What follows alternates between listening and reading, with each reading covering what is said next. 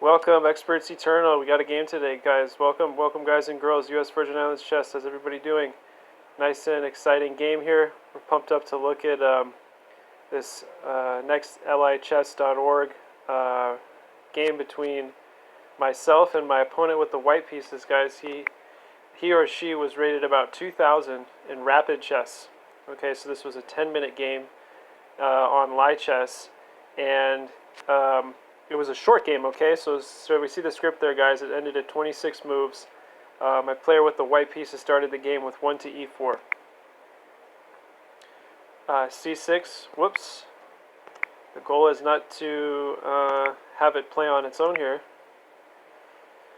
Thank you guys for watching this video. By the way, please like, comment, and subscribe. This channel is exclusively for U.S. Virgin Islands chess fans, players, youth, academy, team, what have you. Let's take a look at this game where my 2,000 rated, roughly around 2,000 on lichess.org. With the white pieces, we agreed to a rapid rated game, and my opponent with white here started with 1 to e4. c6, Caro-Kann opening. This is an Experts Eternal Intermediates Integral level video, guys. Actually, if you want the highest quality audio and video while viewing this, please feel free to use Google web browser or Mozilla Firefox or any other browser besides the YouTube app so you guys can get the best audio quality and visuals and the highest resolution. Okay, so back to the script here. e4, c6, d4, and this just looks like a really typical Caro-Kann opening. Caro-Kann defense. And guys, for my experts and out there, we know that they name openings based off of black's response, right? So every opening in chess that has a name, a title, or otherwise, a nickname or anything, it has to do with black's response to white's initiative, right? So anyway, let us proceed. g6 was played by myself. My opponent here played c4. So here, my opponent with white is offering to make, or well, not offering, but demonstrating his or her authority by putting that pawn on the c4 square and saying, no, I'm going to make a pawn wall in the center, and he's ready to show me what he's got with this wall here. So let's see now. Bishop to g7, knight to c3, e6. Okay. e6 is good because what this does is, ladies and gentlemen, is it does not allow for a pawn push, let's say, from d4 to d5, right? It won't allow this simply because now these pawns cover the center for black. Does that make sense? So, whoops, we did not want to push d5. We didn't want to deviate from the script there. Sorry, ladies and gentlemen. Let's go back to what we were just talking about here. Right, so we just mentioned how something like d5 isn't necessary, and knight f3 is played instead. My opponent here, rapid rating with just about 2,000 here on lichess.org, goes for this wall, the semi-pawn wall, we call it, trying to demonstrate that, you know, he has most control over the center squares. e4, e5, d4, d5, and c4 and c5. Okay. So knight e7 played by myself here. b4 now. Oh gosh, let's take it back. What's a typical move here for white guys, right? Bishop e3, bishop to d3, bishop to e2. We see all these kind of developing moves for the bishop, but my opponent insists now on playing that b4 pawn push. So now there's a 4-pawn wall there in the center, and myself, with Team Black of course, here, just decided to short castle. Okay, so short castle in response to b4, guys. b4, short castles, as it does. Okay, white continues with bishop to e2, one of those moves that we just mentioned probably should have played before b4.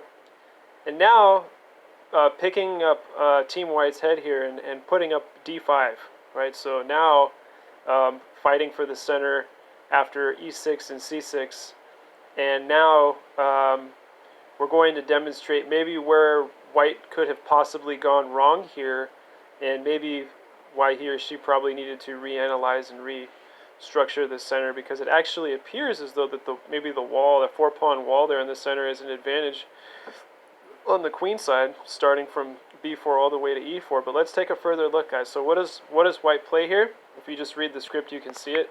e5 and follow along. e5 and now a5 by Black. a5, queen a4, queen b6, and b5. Right, b5. So attacking now c6 pawn, the opening pawn move played by myself, and now knight f5 by myself. c5 now attacking my queen. Queen c7, losing a tempo because now White can just push this pawn on the b file, and he or she did push actually, and now I kind of lose a tempo here because I just go back to d8. So queen to d8, I kind of lost a move there in a sense.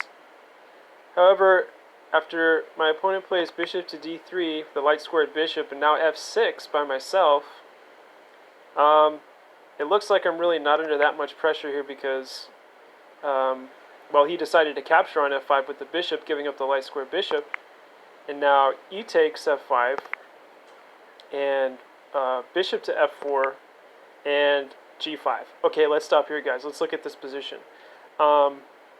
So Black has double pawns on the f file. Okay. Black has double pawns on the f file after this capture, right, or recapture with the e pawn for Team Black. And asking a question of the bishop now, the bishop moves back to d2. Well, it was never on d2. It started off at c1. Now, just reevaluating the deployment of that bishop because maybe he or she ended up losing a tempo there. But again, let's evaluate this position here back to what we said we wanted to take a look at. So Black has, as we mentioned, f6 and f5 pawns in front of one another, double pawns on the f file. Yes, but Black is also still undeveloped on the queen side, right? So the bishop is still on c8. The b8 knight has not been developed as well. So let's see, you know, how your guys' instructor here, your host, was able to come up with something to really throw White off, Team White off their own game, right? What did it take here? Let's take a further look. Bishop d2, g4, attacking the f3 knight, the kingside knight. The king, the knight doesn't really have the option of going to h4. The queen can always make her way to, let's say, that is the black queen, right, for Team Black. It could always make its way to somewhere like maybe e8 here, and then eventually end up somewhere like h5 and just attack that knight on h4, right? So that is not an option. Oops, we played queen e8 on accident. We didn't mean to deviate from the script again. Just take it back here, guys and girls. Okay. So we mentioned that g4 pawn push, knight goes back to g1, and then Black is actually just winning a pawn here, right? So good for me. F takes e5, d takes e5, and now bishop captures e5, and now knight from g to e2. Okay, so meaning that now the knight is ready to develop and have some participation here in what seems to be like now Black being up a whole pawn.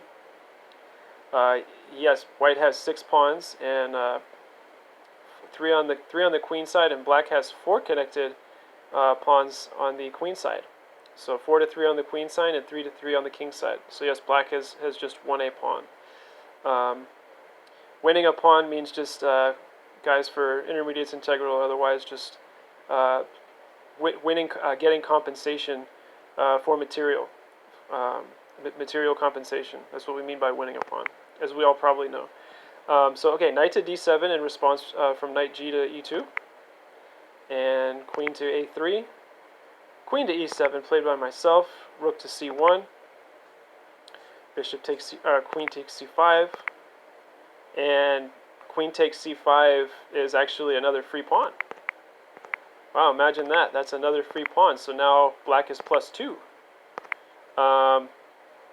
White captures c5, and knight captures c5, and short castles from my opponent. Okay, so we take a look at the script, guys. This game ends in 26 moves. This was a miniature, but however, we should demonstrate, moreover, that the the, the best thing to take away from this game is not to just push pawns, right? We looked at the pawn wall, c4, d4, b4, and it really didn't look in the end like those 4 pawns were really doing that much.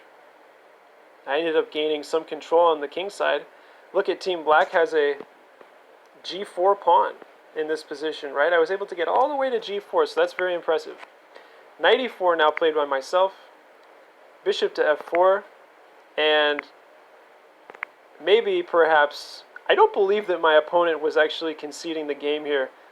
But take a look at this move, guys. Now, after, well, it's already, the spoilers there in the script, but, however, what is the winning move here for black? After I give everyone a couple of seconds. Is it bishop takes c3? It's actually knight takes c3, right? So if you guys guess knight takes c3, that is correct. And after knight captures, and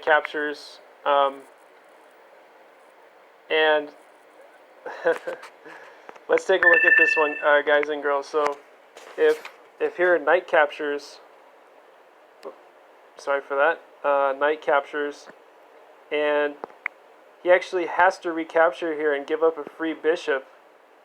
Right? Why? Because if he takes the bishop after this, then actually knight captures knight and it's a check.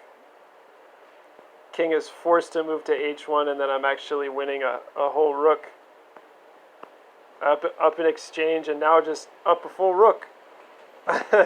so very, very interesting sequence of move orders here in this middle game. And it all kind of broke down here somewhere. But let's see, after short castles, right, knight e4 and bishop f4, knight captures c3, knight captures c3, bishop captures f4, winning a free bishop, and yeah, this is just a major breakdown for white. Perhaps getting too cheerful about the, a little dubious, rather, we'll just say, about that 4-pawn wall in the center, and, pushing all the way to b6 with the b pawn. Right, let's take a look at that b pawn, guys. See how there's just one lonely b pawn there on b6. Remember, that was the pawn that was attacking my queen earlier in the game. Now what happens? Right, just an exchange, now up a full minor piece. And bishop d2 was the final move of this game. And my opponent rated just around 2,000. Rapid time control, 10-minute flat, 10-minute even game. And he just decided to throw in the towel because in this position, guys, is there any move for white that actually works? No, there's not, because if you try to defend the knight here, then just bishop takes and rook takes, and you're still up a whole rook. Okay? And again, if something like okay, just let's just say, yeah, there's nothing. You're still losing in exchange. So if the knight, maybe the best move, as the engine shows there, is knight to a4, well, you're still just losing a rook, and now you're just still up a whole rook. So there's no defense. Team Black is going to be up a full rook, and that's just the end of it. So thank you, Experts Eternal, for watching this game. It's very complicated in terms of what I guess white was doing, and let's go back to somewhere around queen c7. Let's get back to this position, ladies and gentlemen. USVI chess. Let's look at this for just a quick moment, and then we'll call it a day in this 15-minute tutorial. Okay, so queen to c7, and remember, pushing b6 here. queen to d8, and it looks like white is pretty well developed. He's ready to get his dark squared bishop to somewhere like, let's say, g5 or even f4. But f6 seems to do a pretty good job. I guess there was really no need to give up the light squared bishop here, but he couldn't really find anything else. After we mentioned e captures f5, and now he finally gets his dark squared bishop developed. But what's the problem with this bishop f4 move? Is that g5 is coming. Right, g5 is coming, and you can't put the bishop somewhere like that because then now you're losing the bishop. Bishop has nowhere to go. Right, so let's take it back. The bishop has to go all the way back home, or at least back to an open square that's not being attacked by any of Team Black's pieces that are activated, right? Activating pieces.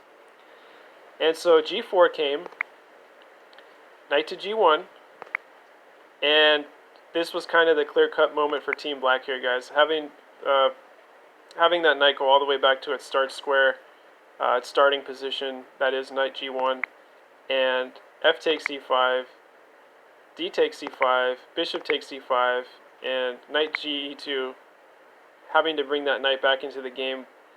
It's a little too late for my opponent. Knight d7 is a good move.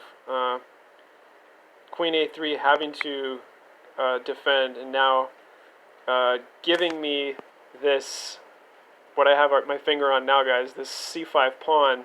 It's being attacked twice now by the knight and the queen. So rook c1, the only defense, but it's too late. It's too late because after queen captures, you can't play any other move. You could play something like this, like knight to b5, but then after queen takes and knight takes, then knight recaptures on b6, and black is still a whole lot better. So, thank you guys for watching this tutorial. I am sure you got a lot out of it, as usual. Sorry the talk is a little boisterous and boring at times, perhaps, but it's very necessary to stop and look at these real online games at high levels, pretty high levels, I would say just around expert level, and really, as we do in all our tutorials for USVI chess guys and girls, we look at the complications of modern chess, and we've done that again today, and thank you guys all for watching. Many more to come in the future. Thanks a lot, guys. Take care now, and bye-bye.